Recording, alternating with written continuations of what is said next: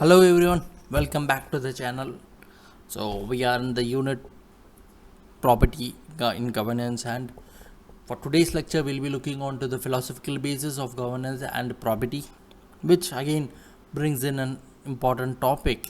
This is an important topic with respect to UPSC mains examination. So let's get into the lecture directly. So what is the philosophical basis of governance and property? See, the fundamental nature of governance says it does mean conducting something with authority, determining whom or what to control, influence, or regulate, and what it takes to govern oneself while governing the others. The governance should always be able to continue with traditions and beliefs of legitimacy, justice, and social good. So, what it is coming to explain is what this paragraph says is the fundamental nature of governance, that is the primary nature of governance, is like conducting something with authority, like authority, conducting an exercise, conducting a right with authority, determining whom to control, determining what to control. Like I mean, as an collector or as a chief minister, he or she controls the council of ministers. He or she controls the decisions of the government and influences the decision and regulates the ministries if they are found guilty of. So this is something governance brings in, a fundamental nature of governance brings in.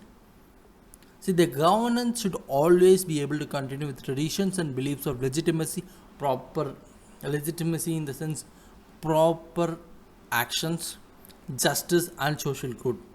They should work for the public rather than uh, personal gains. That's something it brings in. Now, these Indian philosophy, Aristotle, and social contract.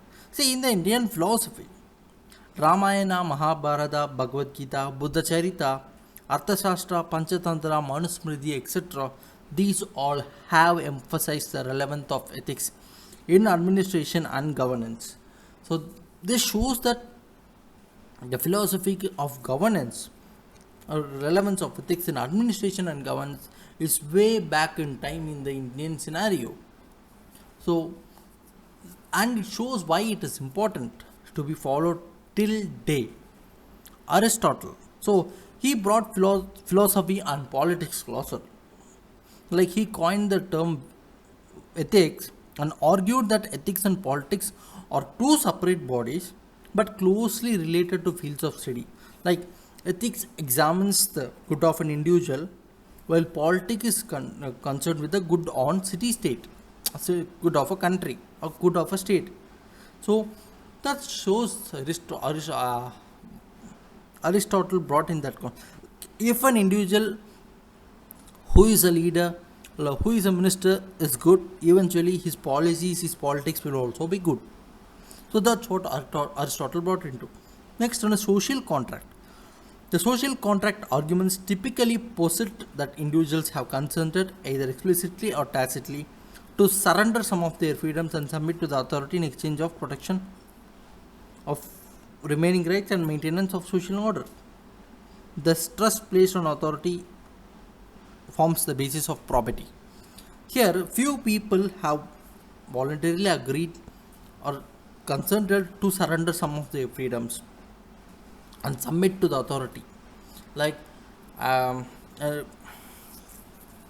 public, for example, have voluntarily submitted their rights to the authority, that is, be IAS officers, ministers, police officers, to surrender some of their freedoms and submit to the authority, higher authority, in exchange for protection of their remaining rights. Like public can do whatever they want.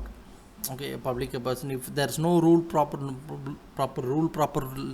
law, they can just do whatever they want. But they have consented to give up few rights so that other rights, such as right to freedom, right to education, these are all maintained, and social order is also maintained.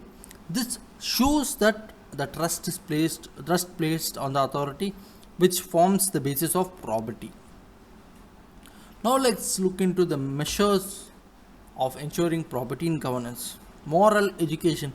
To make an individual high in integrity, it is very well necessary to provide him with ethical training which will inspire him or her to improve the governance. Like, for example, training on importance of avoiding bribe will help in bringing the moral aspect. Transparency in governance. See, it compels the state and the civil society to focus on results, seek clear objectives, and develop effective strategies, and along with monitoring and reporting of performance. For example, compulsory display of citizens' charter in government offices and furnishing of automation information under RTI Act brings in the transparency. Next one is accountability. When an individual is expected to give answers to higher authority, he or she avoids performing acts that will reduce his or her position, which will eventually translate into good governance. Like social audits here actually ensures accountability and thus leads to property. Transformational leadership, a process of social influence which influences a lot of people and eventually maximizes the efforts of others and towards achieving of goals. Like a good example you can cite here is the non-cooperation movement, which was led by Mahatma Gandhi, where he motivated people for a common goal which was coupled with morality. That's a transformational leadership. And finally, institutional reforms. It allows stakeholders like citizen committees to participate in various decision making process and encourages by facilitating public participation through the following, such as like public hearings, public watchdog groups, independent anti-corruption agencies, government contract committees, citizen advisory boards, etc.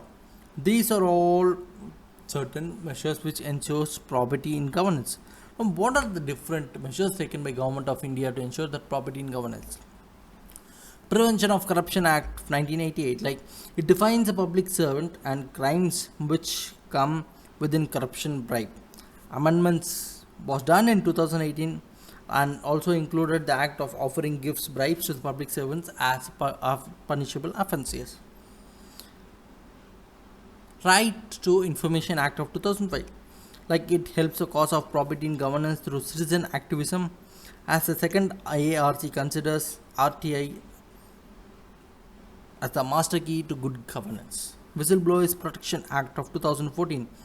The Act provides a mechanism for receiving and inquiring into public interest disclosure against act of corruption, misuse of power, discretion, or criminal offences by public servants. Like if someone asks for a bribe and you wanted to report it without revealing your identity, that Whistleblowers Protection Act helps in that. Central Vigilance Commission advises the government in matters related to maintenance of integrity and administration by looking after the corruption problems. Complaints on civil servants about corruption, bribery, etc., etc. And finally, it's the Lokpal and Lokayukta Act of 2013, where it envisages an institution of ombudsman which inquires into allegation of corruption against public function. So that again helps in looking inquires about the corruption charges against public service, public function, and eventually deals with it. So this is quite a small topic and it has been done with. So hope you guys understood the topic, that is philosophical basis of property in governance.